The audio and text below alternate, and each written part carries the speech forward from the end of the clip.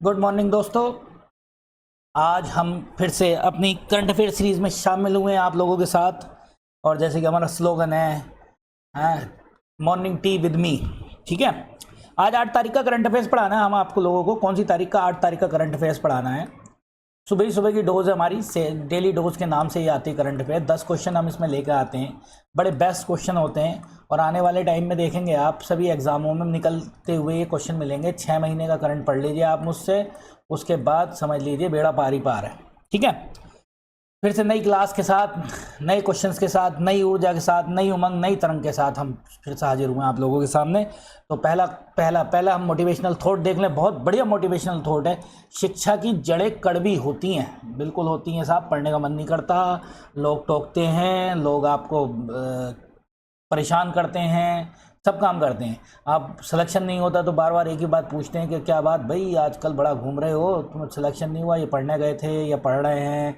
इस तरीके की बहुत होती हैं। लेकिन फल बहुत मीठा होता है। जिसने फल चखा है ना इसका, उसको वाकई में पता चलता है कि फल बहुत मीठा होता है। ठीक है, जैसे कि अम्बेडकर जी ने कहा था कि शिक्षा वो शेरनी का दूध है, जो पिएगा वो दहाड़ेगा। तो वही वाली बात है कि फल बहुत मीठा होता है। और इसीलिए जो है मैं आप लोगों से कह रहा हूँ, शिक्षा की जड़ें कड़वी होती हैं। एक बार मेहनत कीजिए, ज़रूर आपको सफलता मिलेगी। ठीक है, अगले क्वेश्चन पे आते हैं। बहुत बढ़िया क्वेश्चन आया इस बार, ये थोड़ा सा एनवायरनमेंट संबंधित है। केरल में सार्वजनिक स्वास्थ्य की चिंता को लेकर एक एंखथ अमीबा, ठीक है, इसको इंग्लिश में पढ़ लेंगे आप। रिसेंटली ये रहा एंखथ अमीबा। अमीबा सब जानते हैं अमीबा क्या होता है। एक बड़ा अजीब सा होता है, ऐसा अगर कैसी भी शेप बन जाती है उसकी, ऐसी का शेप बन जाती है। वो हमारे शरीर में चला जाता है और शरीर में जाने के बाद हमें बड़ा परेशान करता है। तो वो क्या है ये अमीबा अलग ही होता है, एक अलग ही होता है। ना बैक्टीरिया होता है, ना वायरस होता है, ना कोई चीज़ होता है। ये बहुत सारा परेशान कर रहा है इस समय। केरल में ये वाली एक बीमारी चला रहा है। क्या बीमारी चला रहा है, इससे क्या क्या समस्या हो रहा है। एक मुक्त जीवी अमीबा है एंकथ अमीबा, बिल्कुल फ्री है, फ्री मतलब किसी भी उसमें नहीं आता। ये केरल के जन स्वास्थ्य का चिंता का विषय बन गया है, जो आंखों में कैराइटिस, मस्तिष्क संक्रमण का कारण बनता जा रहा है। एंकथ अमीबा मुक्त अमीबा है जो पानी, मिट्टी, धूल, स्विमिंग पूल, हॉट टब, पेयजल प्रणालियाँ, यहाँ तक कि हैंडपंप, नल से हमारे शरीर में आ सकता है। एयर कंडीशनर में मौजूद हो सकता है, वेंटिलेशन में मौजूद हो सकता है, हीटिंग में हो सकता है, ये सारी चीज़ों में। मस्तिष्क, त्वचा, आँख, साइनस जानते हो ना, जुकाम को जो है क्या कहते हैं, वो करता है कटने, घाव, सांस लेने और कॉन्टैक्ट लेंस से के शरीर में प्रवेश करता है। कहीं से भी प्रवेश कर सकता है और ये शरीर में ये सारी बीमारियां ला रहा है। ठीक है, तो इसलिए ये चर्चाओं में इसको याद रखेंगे आप। कहाँ मिला? केरल में मिला। ये मैंने इंग्लिश में लिख दिया, आप इसको लोग पढ़ सकते हैं। राष्ट्रीय आयुष मिशन बहुत बढ़िया है। NAM मिशन, मैंने आप लोगों को बताया था, कोई ना कोई मिशन बनता है तो उसका कोई ना कोई टारगेट जरूर डिसाइड किया जाता है और टारगेट जरूर याद करने होते हैं। ये टारगेट ही आते हैं मिशन के। तो इसका जो पहले तो ये देख कहाँ आयोजित किया गया, 2025 अभी आयोजित किया गया नई दिल्ली में। कहाँ किया गया? नई दिल्ली में, आयुष मंत्रालय द्वारा किया गया। मैं भी यहीं बता दूंगा क्या है। केंद्रीय आयुष मंत्री अखिल भारतीय आयुर्वेद संस्थान नई दिल्ली में राष्ट्रीय आयुष मिशन और क्षमता का निर्माण का सम्मेलन उद्घाटन किया गया। इस कार्यक्रम में 6 प्रमुख क्षेत्रों पर ध्यान दिया गया। देखो टारगेट है वित्तीय प्रबंधन पर, आयुष आधुनिक सेवाओं पर, मानव संसाधन सुदृढ़ीकरण पर, बुनियादी ढांचा सेवा पर, आयुष आयुर्वेद दवाओं की गुणवत्ता पर, डिजिटल सेवा पर। तो 6 याद रखेंगे। 23 सितंबर को, ये बहुत इंपॉर्टेंट है, 23 सितंबर को आयुर्वेद दिवस मनाया जाएगा, जिसकी 10वीं वर्षगांठ है। कौन सी वर्षगांठ है? 10वीं वर्षगांठ है। और थीम याद रखेंगे, लोगों और ग्रह के लिए आयुर्वेद। ये थीम आएगी भैया, पकड़ लो इसको, थीम आएगी। ठीक है, धन्वंतरी जी के जन्म दिवस पर मनाया जाता है 23 सितंबर। अच्छा, अगर हम बात करें 23 सितंबर को आयुर्वेद दिवस मनाया जाता है तो कौन कराता है इसको? आयुष मंत्रालय कराता है, AYUSH। पहले आयुष क्या था? एक विभाग था। आयुष क्या था? एक विभाग था। लेकिन अब क्या हो गया? मंत्रालय हो गया। कब से हुआ मंत्रालय भाई? ये मंत्रालय हुआ 2014 से, ये भी याद रखेंगे। कब से हुआ मंत्रालय? 2014। आयुर्वेद, आयुष से क्या होगा? आयुर्वेद। यूनानी, सारी दवाओं, सारी चिकित्सा सेवा। यू, सिद्धा, चलो इस यू को अभी देखते हैं क्या है। सिद्धा और होम्योपैथी ये हैं।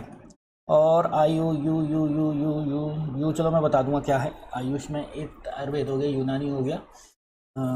ठीक है, अभी देख लेंगे क्या है। सिद्धा कहाँ की है? लद्दाख की टेक्निक है। सिद्धा कहाँ की?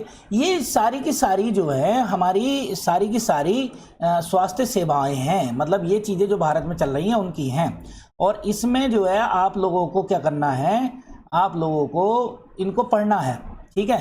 हाँ एलोपैथी होगा, एलोपैथी होगा, ठीक है, थोड़ा बहुत गड़बड़ हो सकता है, देख लेंगे हम लोग, एलोपैथी होगा। तो ये आयुष मंत्रालय 2014 में बना है, यही इस चीज़ को जारी करता है। मैंने इंग्लिश में लिख दिया, आप लोग इसको याद रखेंगे, 6 की जरूर याद रखेंगे, टारगेटेबल है ये। नमूना पंजीकरण सर्वेक्षण सांख्यिकी रिपोर्ट, सैंपल रजिस्ट्रेशन सर्वे स्टैटिकल रिपोर्ट 2023 आ गई है। इसमें याद रखेंगे भारत की कुल प्रजनन दर, टोटल फर्टिलिटी रेट। हम लोगों ने टारगेट बनाया था कि 2025 तक हम टोटल फर्टिलिटी रेट TFR 2 के आसपास ले आएंगे। कितने ले आएंगे? 2 के आसपास ले आएंगे। ये टारगेट था बहुत समय से, लेकिन इस बार कितनी हो गई? 1.9 हो गई। ये मोस्ट इंपॉर्टेंट है, याद रखेंगे। अब ये TFR क्या होती है? एक महिला पर कितने बच्चे हैं, एक महिला पे कितने बच्चे हैं, ये आती है। तो एक महिला पे 2 ही बच्चे होने चाहिए, तो अब हमारे कितना हो गए? 1.9, मतलब एक बच्चे में से थोड़ा सा कम, मतलब औसतन है ये। ऐसे मत कर लेना कि सर क्या बता रहे थे, तो औसतन है ये, ठीक है। यहाँ पर आती है अपरिष्कृत जन्म दर CBR 2022 19.1 से घटकर 18.4 हो गई, जो 0.7 अंकों की गिरावट है। TFR 2 वर्षों में पहली बार 2.80 से गिरकर 1.9 हो गई 2023 में। बहुत इंपॉर्टेंट 2023 की रिपोर्ट है जो अभी आई है 2025 में, ठीक है। CBR बिहार में सबसे ज़्यादा है 25.8, तमिलनाडु में सबसे कम है, ठीक है। ये जरूर याद रखेंगे, बिहार में और तमिलनाडु में। और बिहार में TFR 2.8 सबसे ज़्यादा, और दिल्ली में 1.2 आ गई है, ये भी याद रखेंगे। TFR मतलब एक महिला पर कितने बच्चे हैं। 18 राज्यों और केंद्र शासित प्रदेशों में UT में 2.1 के स्थान से TFR नीचे चला गया। बहुत अच्छी बात है, इसका मतलब जनसंख्या कंट्रोल हो रही है। प्रतिस्थापन TFR वाले उत्तरी राज्य जैसे बिहार, उत्तर प्रदेश में छत्तीसगढ़ शामिल हैं। ये मतलब ऊपर चल रहे हैं, 2 से ऊपर चल रहे हैं। बहरहाल सब के सब बाकी के जो हैं 18 राज्य 2 से नीचे चले गए। अब एक याद रखें, सबसे ज़्यादा जनसंख्या वाला राज्य, तो साहब उत्तर प्रदेश है। कौन है? उत्तर प्रदेश है। मैं आप लोगों को एक कोड बता देता हूँ जिसको याद रख लेना आप, ठीक है। सबसे ज़्यादा तो उत्तर प्रदेश में ही है ना, फिर मैं आप लोगों को कोड बता देता हूँ। इसका नाम है UMBPA, अम्पा। यू से हो गया उत्तर प्रदेश, महाराष्ट्र, बिहार, कोड है ये जनसंख्या अनुसार। पश्चिम बंगाल, रट्टा मार लो, सबसे ज़्यादा जनसंख्या वाले, और आंध्र प्रदेश। और सबसे कम जनसंख्या वाला, इनका भी याद करवा देता हूँ कोड। सबसे कम जनसंख्या वाले, तो सबसे कम जनसंख्या वाले हैं SMAG, S for Sikkim, M for Mizoram, SMAG, A for Arunachal प्रदेश,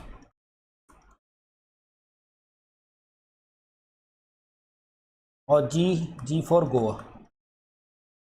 इसको जरूर देखें आप, ठीक है।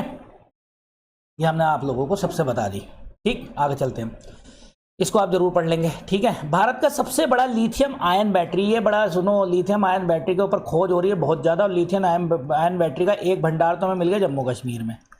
अब भारत का सबसे बड़ा विनिर्माण संयंत्र कहाँ शुरू हो रहा है? जम्मू कश्मीर का लिथियम ले लो, चाइना से लिथियम ले लो, लेकिन प्लांट कहाँ लग रहा है सबसे बड़ा भारत का? तो हरियाणा में लग रहा है। इस बात को याद रखेंगे, हरियाणा में प्लांट लगाया जा रहा है। ये प्लांट क्या होती है? लिथियम बैटरी क्या होती है? आपने मोबाइल की बैटरी देखा होंगे, उसको लिथियम बैटरी कहते हैं। लिथियम बैटरी कैसी होती हैं? चार्जेबल होती हैं। क्या होती हैं? चार्जेबल होती हैं। पहली बात, एक तो समझ गए, चार्जेबल होंगी। दूसरी चीज़ ये है कि लॉन्ग लाइफ होंगी, ठीक। और तीसरी चीज़ क्या है? तीसरी चीज़ इसके बारे में है कि छोटी होंगी, स्मॉल साइज होंगी। और ये क्या करेंगी? रिजल्ट बहुत बेटर होता है, बेटर रिजल्ट होता है, बेस्ट होती हैं ये, मतलब जो बैटरियाँ उनसे बेस्ट होती हैं। और सुनिए एक चीज़ और याद रखेंगे, ये ड्राई होती हैं। क्या होंगी? ड्राई बैटरी होंगी।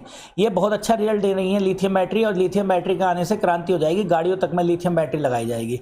अब देखो क्या क्या है, इसको याद रखेंगे। 5 सितंबर शिक्षक दिवस वाले दिन इसका उद्घाटन किया गया हरियाणा में, सबसे पहली बात, ठीक। ये पूरी तरह चालू होने पर सालाना 20 करोड़ बैटरी के पैक उत्पादन करेगा। कितनी बैटरी करेगा? 20 करोड़, जो भारत की 50 करोड़ पैक की आवश्यकता का 40% है। भारत ने अपना टारगेट बना रखा है, याद रखना, 50 करोड़ पैक। और अगर 50 करोड़ पैक बना रखे हैं तो उसका 40% इसी से मिलेगा। तो इसका मतलब इंपॉर्टेंट हो गया बहुत ये, ठीक है।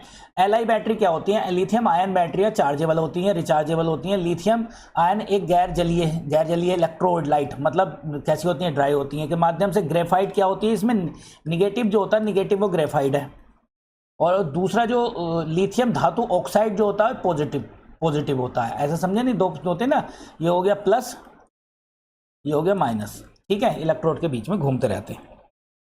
ये लिथियम आयन बैटरी मिल गई, क्रांति हो जाएगी। अब तक चाइना पर डिपेंडेबल है हम लिथियम आयन बैटरी पर, ठीक है। आवास एवं शहरी मंत्रालय ने एक प्रमुख योजना के तहत एक अभियान शुरू करा जिसका नाम अंगीकार अभियान। ये अंगीकार अभियान क्या है? पहले तो इसको याद रखेंगे, पीएम आवास योजना शहरी 2.0 के तहत किया गया। क्या है ये अंगीकार? अंगीकार अभियान कुछ नहीं है। अंगीकार अभियान ये है कि ये जो पीएम 2.0 चल रही है, इस योजना को बेटर करना और जल्द से जल्द समय अनुसार निपटाना। आवास एवं शहरी मंत्रालय के श्री मनोहर लाल ने 4 सितंबर 2025 को नई दिल्ली में आवास योजना में शहरी 2.0 या पीएमयू अर्बन 2.0 के तहत अंगीकार 2025 का शुभारंभ किया। ये अभियान है। अभियान क्या होता है? तेजी से कैंपेन करना। जैसे मान लीजिए आपको भी कोई काम करना है तो आप लोगों तक अपनी बात को पहुंचाएं। ये अभियान कहाँ तक चलेगा? 31 अक्टूबर 2025 तक 5000 से अधिक शहरी निकायों ULB डोर टू डोर जागरूकता शिविरों, ऋण मेलों, सांस्कृतिक कार्यक्रमों के साथ चलेगा। इसका उद्देश्य PMAYU में तेजी लाना, आवेदनों को फास्ट ट्रैक सत्यापन, लंबित घरों के उद्देश्यों को पूरा करना है। समझ गया? ये अभियान चला रहे हैं अंगीकार। तो अंगीकार ऐसा है, वस्त्र समझ लो, तो वस्त्र नहीं है ये, ठीक है। आगे चलते हैं हम अगले क्वेश्चन पे। हाँ देखो, बहुत बढ़िया, चंद्रीय ध्रुवीय। देखो भाई, पोलर की बात करेंगे ना, चांद की बात करेंगे, पोलर की बात करेंगे, तो एक ही टक्कर लेता है, वो है हमारा भारत। इसका नाम है ल्यूपैक्स। ये बहुत इंपॉर्टेंट है। क्या है? ल्यूपैक्स। इसका नाम है लूनर पोलर एक्सप्लोरेशन, इसकी फुल फॉर्म याद रखेंगे। एक सैटेलाइट लॉन्चिंग प्रोग्राम है, ठीक है, अंतरिक्ष एजेंसियों द्वारा विकसित किया गया। कौन सी अंतरिक्ष एजेंसी? दो करी गई हैं। कौन कौन सी जुड़ी हैं? जापान की जाक्सा जुड़ी है और भारत की इसरो जुड़ी है। इन दोनों ने बनाया है ये प्रोग्राम। तो ये इंपॉर्टेंट हो गया अपने आप में, ल्यूनर पोलर एक्सप्लोरेशन प्रोग्राम। क्या है ये? ल्यूपैक्स इसरो और जाक्सा का संयुक्त है। चंद्रमा के दक्षिणी ध्रुव, देखो चंद्रमा के साउथ पोल पर हम पहुंच गए ना, वहाँ का अन्वेषण करने के लिए विकसित किया गया है। पानी तत्व, सतही बर्फ उपस्थिति की जांच करना, नवीनी सतही अन्वेषणों को तकनीक का प्रदर्शन करना, ये तो समझ गए। इसके साथ साथ क्या है, इसमें भारत इसरो ने एक लैंडर दिया। इसरो का क्या? लैंडर। और जाक्सा का क्या? रोवर। अब दोनों चीज़ों में अंतर समझ लो। लैंडर का मतलब होता है कि एक ऐसे करके मान लीजिए कोई चीज़ है, वो सतह पर गई, सतह है, सतह के ऊपर हमने एक ये उतार दिया, लैंडर। लैंडर का मतलब लैंड करने वाला, जैसे विमान लैंड करता है, ऐसा समझ लो। विमान लैंड करा, उसके अंदर से यात्री निकलेंगे, वो रोवर है। तो एक रोबोट निकलेगा। क्या निकलेगा? रोबोट निकलेगा, जो यहाँ की जांच करेगा, फोटो खींचेगा, मिट्टी के सैंपल लेगा। वो रोवर किसका? जाक्सा का। और लैंडर किसका? हमारा। ठीक। अब ये भविष्य में होने वाला जिस दिन होगा ना, उस दिन बता दूंगा मैं आपको नाम क्या है। स्वचालित रूप से जल समृद्ध क्षेत्रों की खोज करेगा, ड्रिलिंग करेगा, मिट्टी के नमूने लेगा और बहुत सारे काम करेगा वहाँ जाएगा। तो ठीक है, जैसे हमारे यहाँ चंद्रयान 2 गया है, ठीक है। आगे चलते हैं हम। एक चीज़, 2-3 टारगेट लिख लो भाई, इसमें मैं आप लोगों को बता दूं, फिर कहोगे सर ने बताया नहीं। 2035 तक भारत को अपना स्पेस स्टेशन बनाना है, ठीक। 2027 तक गगनयान मिशन,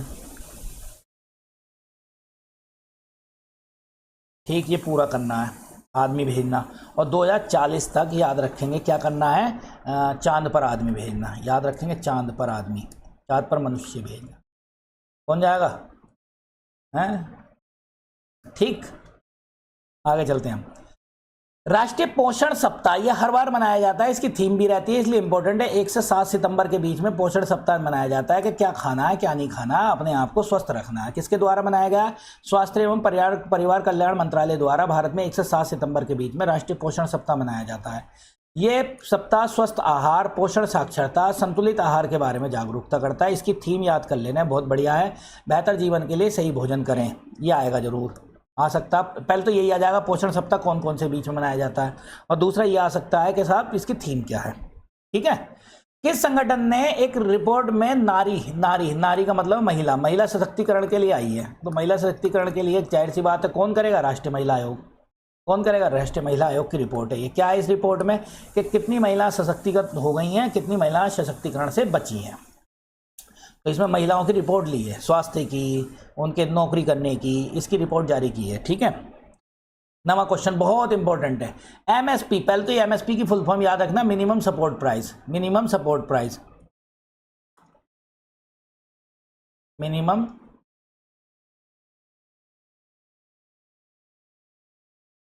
सरकार देती है, एक निश्चित रेट लगा देती है, एक निश्चित रेट।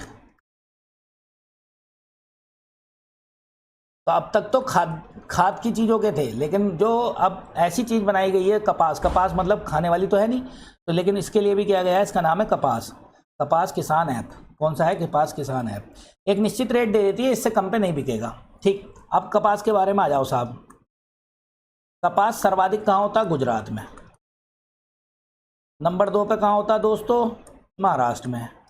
क्यों होता है? यहाँ पर पाई जाती है काली मिट्टी। का से कपास, का से काली, काली मिट्टी में कपास उगता है।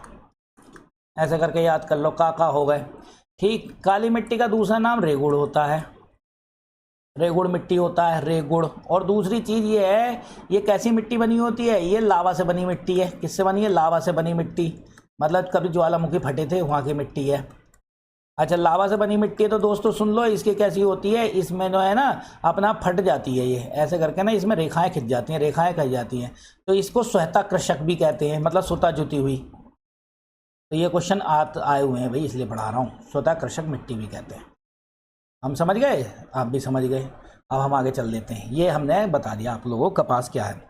ठीक, बुथुकम्मा पुष्प महोत्सव मुख्य रूप से कहाँ मनाया जाता है? तेलंगाना में मनाया जाता है। इसमें क्या है भाई? इसमें क्या है? इसमें दशहरे से पहले शुरू होगा ये, और बहुत लंबे समय तक चलेगा, और देवी की पूजा होती है यहाँ पर। और ये क्वेश्चन आ चुका है एक बार, इसीलिए मैं इस क्वेश्चन को लाया हूँ। ये मनाया जा रहा है, इस समय शुरू हो गया है ये, ठीक है, वहाँ पर बुथुकम्मा। ठीक, अब आगे चलते हैं। Thank you for watching my channel. ठीक है, एआई की गहराई में हम गोता लगा चुके हैं, और एआई की गहराई से निकलते रहिए, और हमारे चैनल को लाइक और सब्सक्राइब कीजिए, और कमेंट सेक्शन में बताइए आपको क्लास कैसी लगी। बहुत बहुत धन्यवाद। ठीक है, अगेन गुड मॉर्निंग। ठीक, थैंक यू।